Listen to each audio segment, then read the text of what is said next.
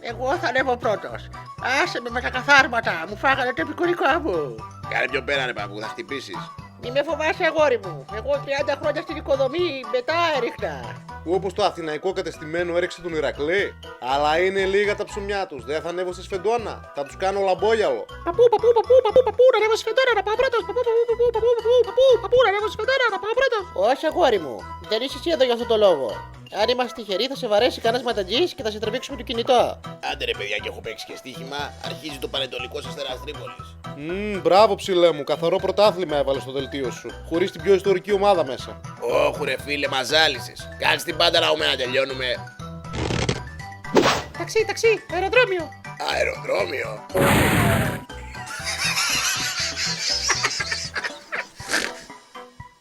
Αν περίμενα από εσάς προκοπή, θα το κάνω μόνος μου. Έτσι γαμάει η γερουσιά.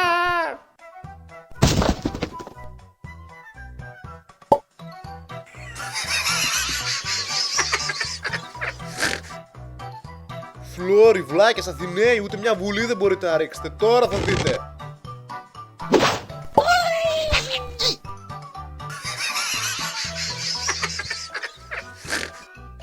Παππού, να φύγω. Παππού. Έφυγα. Ζόρικα τα πράγματα, παιδιά, δεν τη βλέπω να πέφτει. Όχι ρε γαμότο, μόνο ο Ηρακλής δηλαδή θα πέφτει. Αδέρφια υπομονή. Μόνο ενωμένοι εμείς οι Έλληνες θα τα καταφέρουμε. Όπως το παρελθόν του...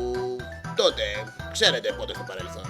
Και θα έρθει η αλλαγή. Όπως ήρθε το over του πανετολικού σήμερα. Πολύ σωστά, παιδιά μου. Ήρθε η ώρα να ανέβουμε όλοι μαζί στη σφεντόνα. Ήρθε η ώρα να ξεχάσουμε το παρελθόν.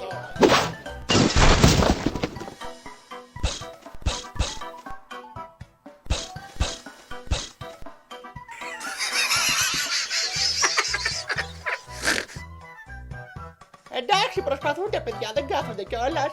Μάλλον ήμασταν λιγάκι υπερβολικοί. Βιαστήκαμε να τους καταδικάσουμε τους ανθρώπους.